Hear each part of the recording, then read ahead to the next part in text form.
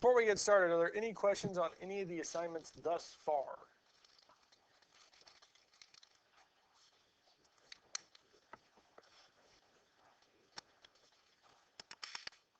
Question on the homework assignments.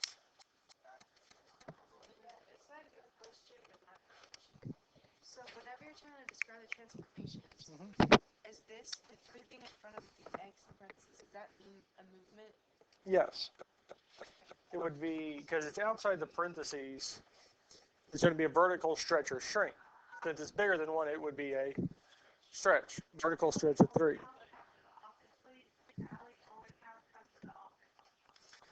The plus 2 inside the parentheses would be a movement of 2, left 2. You're good. And then the last one would be up 1 because it's plus 1.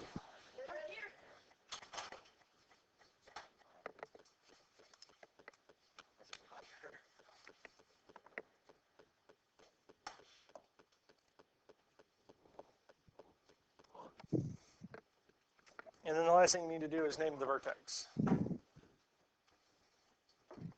the vertex would be -2, 1, because it's going off the x minus h. Now, going over vertex is going to make a little more sense because we're going to hit it again today. So the first thing we're looking at with exploring parabolas or parts of parabolas is this equation here. Now, we've had it already because this is vertex form.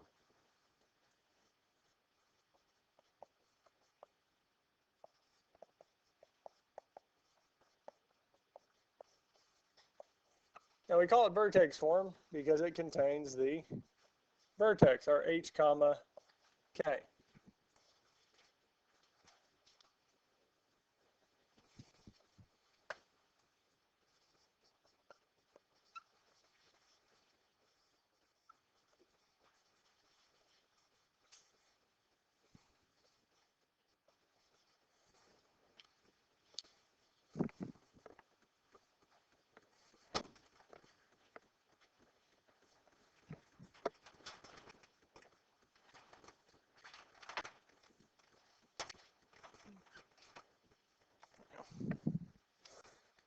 Now, we get the vertex from h comma k, our h and k value.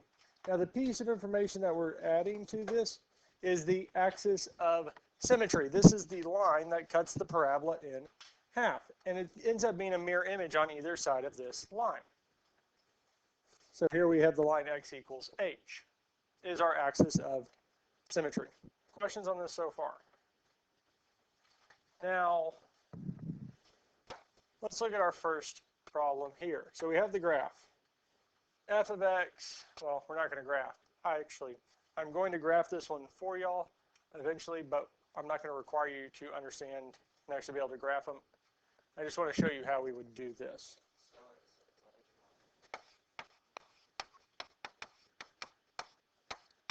Now,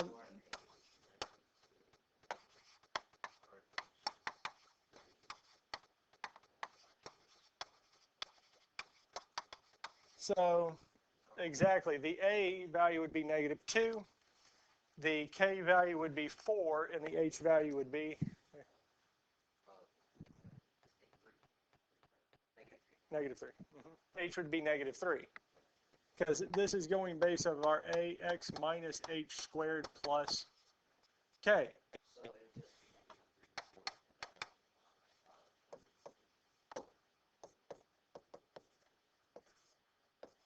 Because our vertex is h comma k.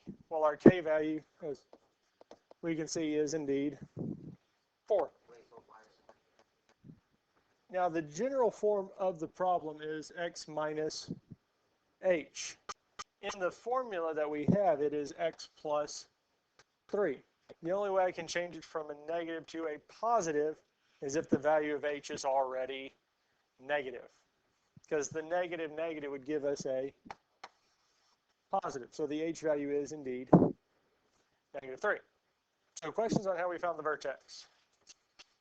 So we did some vertex problems yesterday, some things dealing with vertex. Now the new piece is the axis of symmetry. Is the equation x equals h? Well, what is the value of h? So the axis of symmetry is x equals -3. Our vertex is the point -3, 4. Questions on this here? Now, I'm going to go about actually graphing this. Y'all can just follow along. Now, the first one I'm going to plot is the vertex. Vertex is our -3, 4. Now, the axis of symmetry will be the equation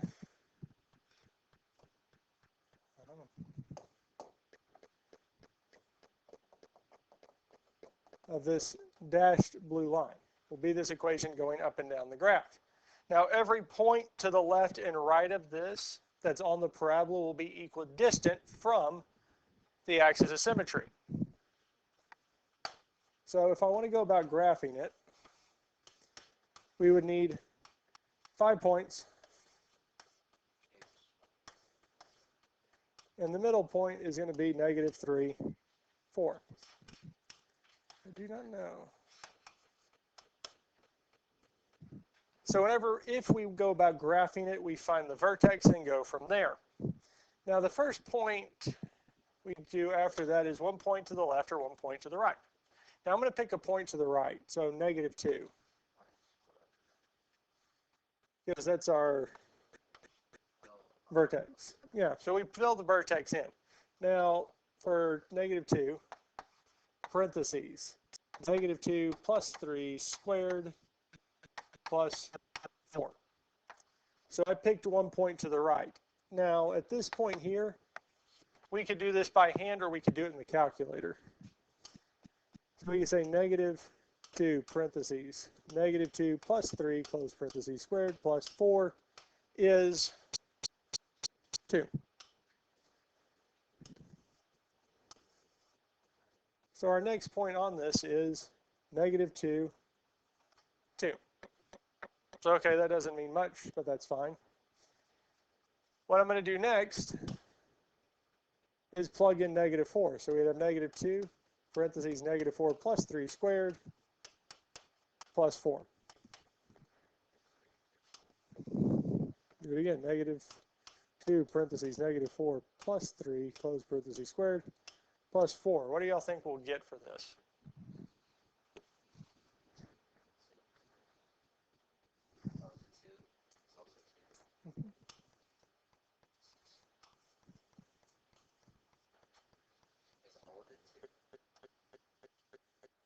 Because I went 1 point to the right, yes? And got 2. Well, again, everything's going to mirror across this line, so if I go 1 point to the left, it's also going to be 2. Now, we could do this again. See how hard it is to see this one. We can do -1. So we can do -2 times -1 plus 3, close parentheses squared plus 4. Interestingly enough, we will not get 2 for this one here. We get syntax error. Oh, well, helps if I put the plus 3. We get -4. So is -1 also going to be -4? We already. Wait, so what's. So -1, -4.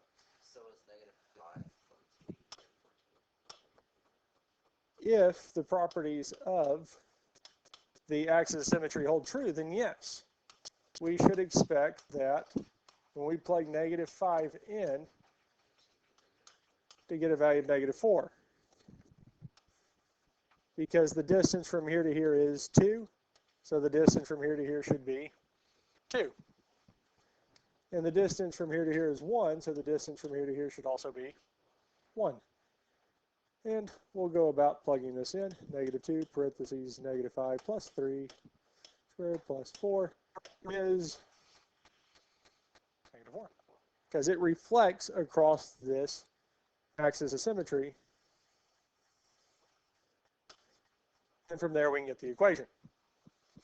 And this is helpful because up to this point, if we did not have the axis of symmetry, I would actually need to calculate all 5. I would need to, 1, calculate the vertex and then go left and right. But realistically, if I have the vertex, I only need to calculate 2 other y values. Because once I get those, I have the 2 on the other side. Or I can say y equals negative 2 parentheses x plus 3 close parentheses squared plus 4. Same thing. Now, second graph, now we said the vertex was negative 3, 4. Now we see here I've got it set up so that's in the center. Now if we look at the y values, one above, one below that, well, we do have 2 and 2, yes? If we go another step above and below, we have negative 4, which we knew. If we go a step beyond that, we have negative 14 and negative 14, yes? After that, negative 28, negative 28. It continues to mirror it no matter how far we go out. It'll always be this kind of reflection, and that's really what the axis of symmetry does, and that's why it's nice. Questions on this here? Yes. Yes. So let's look at the next one. Vertex and axis of symmetry. Now the vertex is the point h comma k. The axis of symmetry is x is equal to h.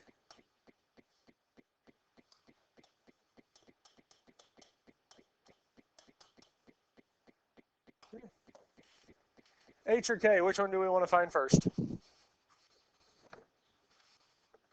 H. So looking at the equation, what is the value of h? Negative 4.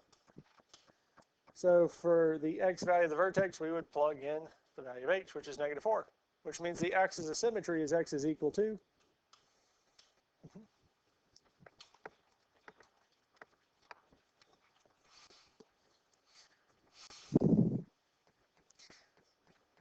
and k is negative 2. That's it. Questions on this here? Nope. I was just showing you how the graph would work for this here so we can see it, see what we would do. Or we can just type it in the calculator and let it do it for us. How are we doing? Any other questions on this one here? We feel good with this one here? Let's look at the next one.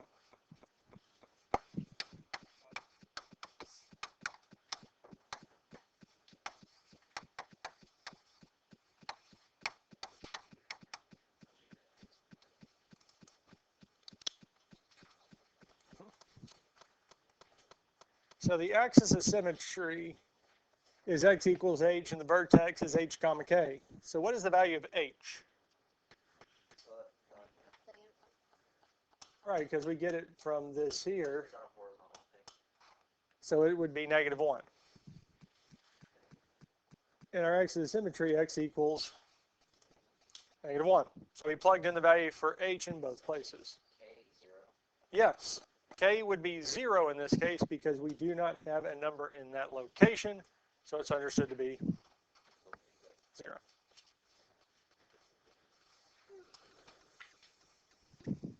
Questions on vertex or axis of symmetry? Hopefully identifying the vertex is a little bit easier than it was yesterday. Yes? Well, we've done a few more, so we've seen a few more. Let's look at this one here.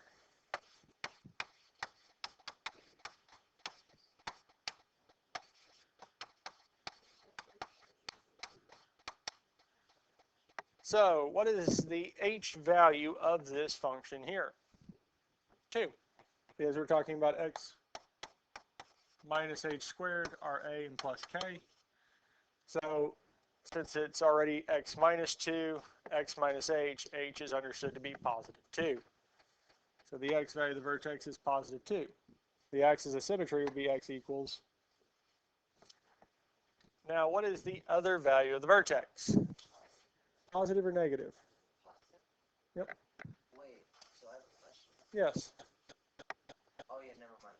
That's a reaper because like it's negative 2 and that, but it's Right, it's kind of matching up with our x minus h. The x is already matches the negative minus already matches up, so h is just 2. Questions on this here? Now this here is if we took the vertex form and actually multiplied the x minus h by itself, because x minus h squared is really just saying x minus h times x minus h. And if we distribute it, we get this. And kind of working it down and getting it into standard form. Standard form is given to us by the equation ax squared plus bx plus c.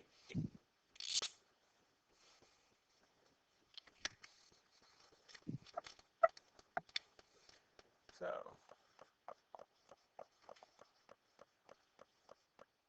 standard form. Yep, nope.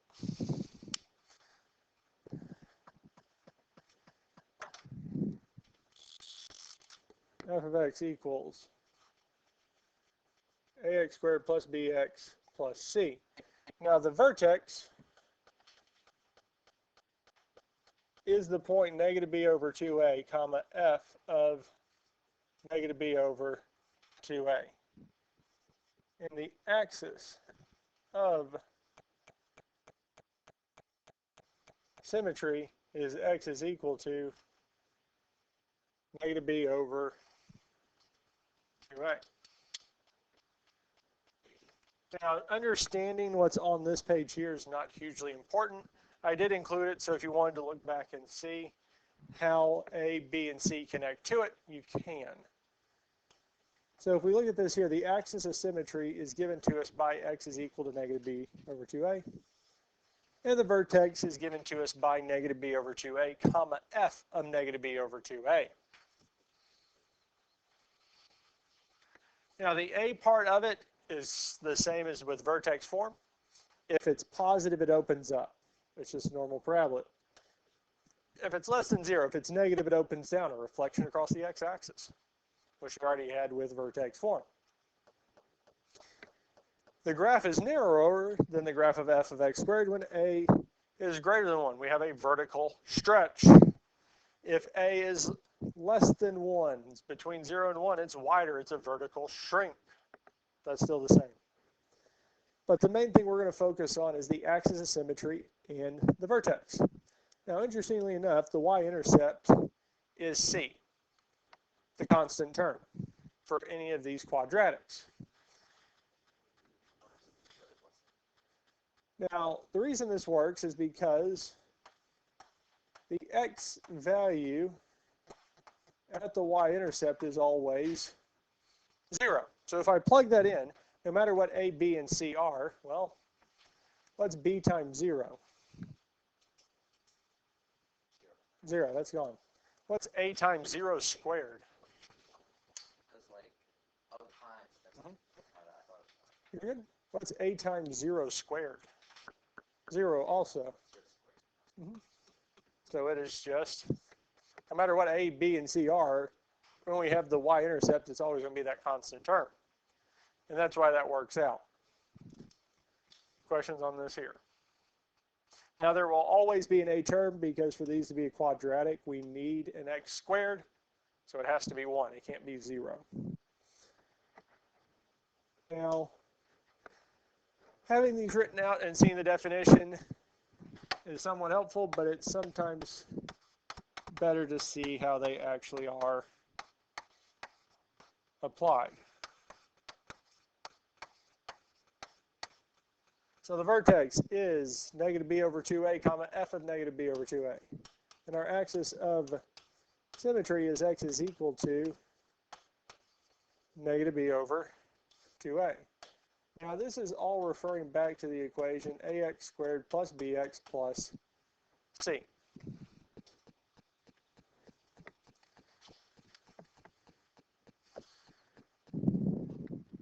Now if we notice this, there is a commonality in all three of these spots, and that's the negative b over 2a.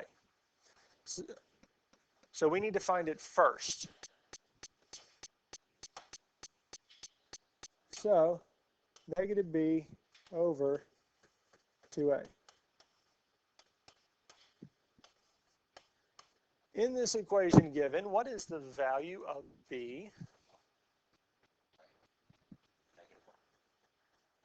So a is in front of the x squared, yes? And a would be, b is in front of the x, and in this case it would be, almost, negative 6, because it takes the sign with it. In c, which is the constant term, is 1. So in this case, b is, and a is,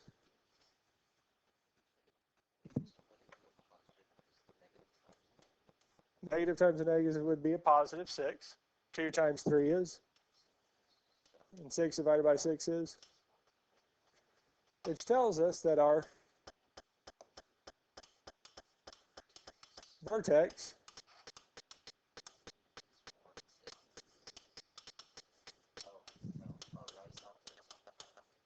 so the axis of symmetry is done because x equals negative b over 2a. Well, the value of negative b over 2a is 1, so x equals 1.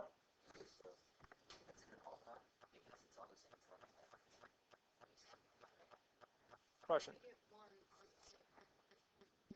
Here? Because x equals negative b over 2a. Well, we found negative b over 2a. Oh, so since that's our answer, it's just straight. Yeah, so any place, because in both spots, it's still negative b over 2a, so we get 1. Now, the only thing we're missing is the y value, the other value in the vertex. Now, it does have the negative b over 2a, but it is f of negative b over 2a. But we know negative b over 2a is, so we need to figure out what f of 1 is, which would be 3 times 1 squared minus 6 times 1 plus, all I'm doing is plugging 1 back in. Now at this point here, yes, we can plug it into the calculator. We can do 3 times 1 squared minus 6 times 1 plus 1, which is negative 2. Because we could have done this by hand. 1 squared is 1. Negative 6 times 1 is negative 6 plus 1. Now 3 times 1 is 6 plus negative 6 plus 1 is negative 5, which does indeed give us, so the vertex is the point 1, negative 2.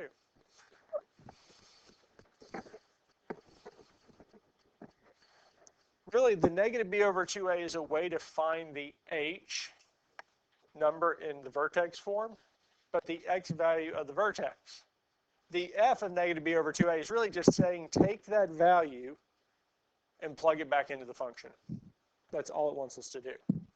Questions on this here? We're going to look at another one.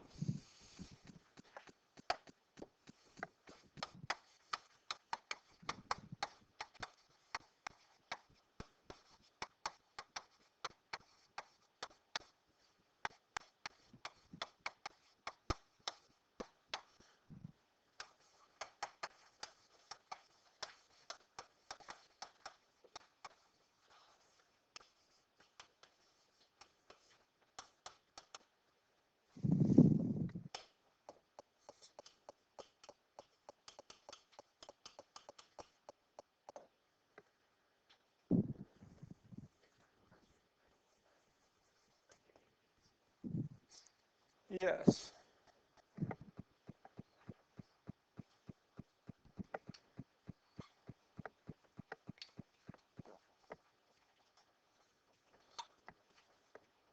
Now, looking at this here, what's the value of C? Negative 1. What's the value of B? 2. And then A is 1. Because if it's not written, it's understood to be 1. So if we look at this form here, this formula here, we have negative. Well, we said the value of B is 2. The value of A is 1.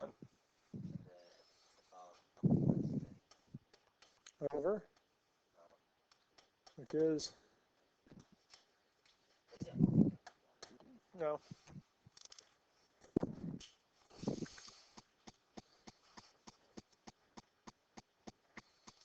It just worked out on these last two that it was. So we found out negative b over 2a is negative 1. Now, our f of negative b over 2a, again, is really saying take that value, whatever we got from negative b over 2a, and plug it back into the function to find the corresponding y value. So if we wrote it out, f of negative 1, what we're really saying is negative 1 squared plus 2 times negative 1 minus 1. Well, negative 1 squared is 1. 2 times negative 1 is negative 2.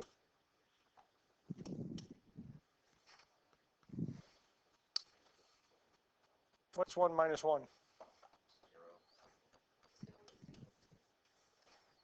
Because the first one and the negative 1 become 0, leaving us with our middle term of negative 2. Now, we could have said 1 minus 2 is negative 1, and negative 1 minus 1 is negative 2. But our vertex is the point negative 1, negative 2. And our axis of symmetry is x is equal to negative 1. Questions on this here? Questions on anything we've done so far? We're ready for the next one. P of x equals negative 2x squared minus 8x plus 1.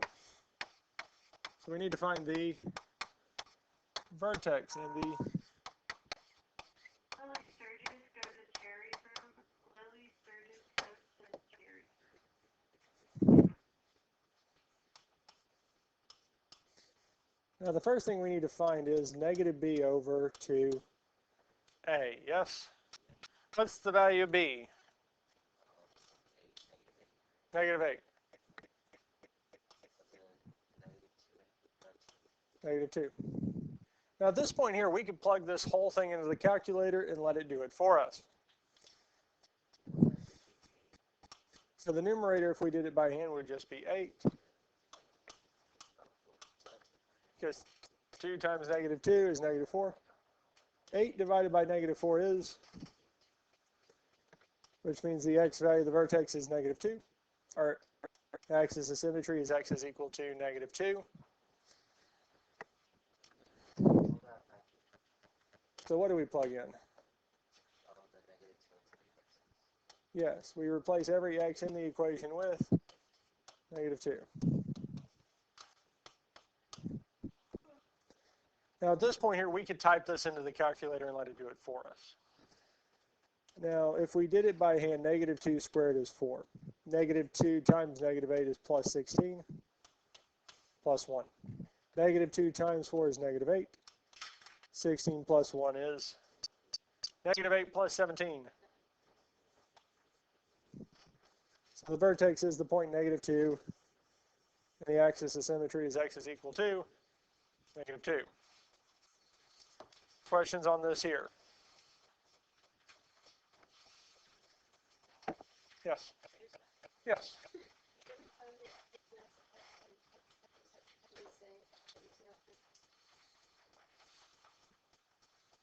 Any questions on any of this here? We ready for the next one?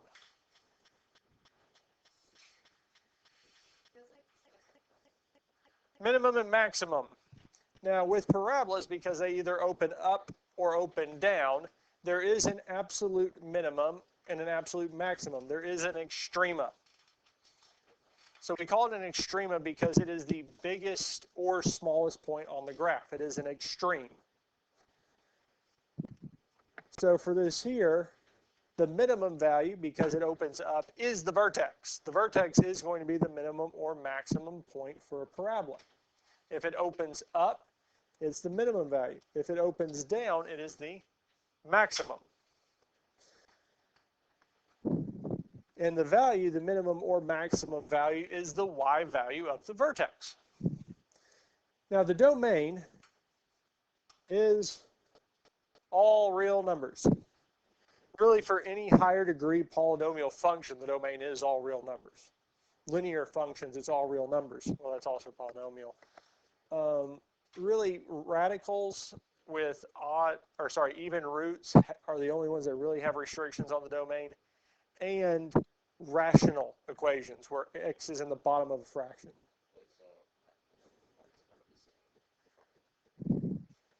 Yes, because it depends on if it's opening up or down. If it opens up, it's going to be a minimum because that's the smallest value we can have. And if it opens down, it is because that's the biggest point we can have. Now the range is whatever that minimum value is for this one here going up. And for maximum, it's whatever that y value is and goes down. Increasing, decreasing, increasing, and again, we list this as x values going from left to right in the domain. And it's really comparing the y values to each other. As we go from left to right, is the graph going down or is it going up? And that's really what it's talking about. Does that kind of make sense with decreasing, increasing? Now, in the strictest definition, we can say a function is increasing if x1 is less than x2. We were given an x1, x2 value, and x1 is less than x2. And f of x1 is less than f of x2.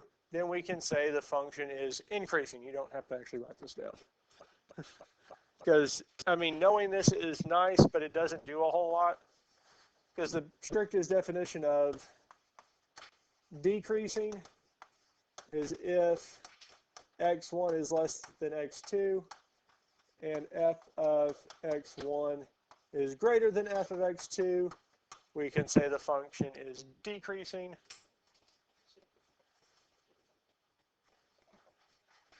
Now, I'm going to put one more up here, x1 less than x2, and f of x1 is equal to f of x2.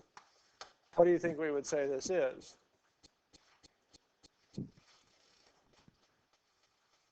Well, f of x1 x equals f of x2. That means the y values are the same, so we would consider this to be constant. This is just a flat line. But that's all we're going to cover today. We will finish this up to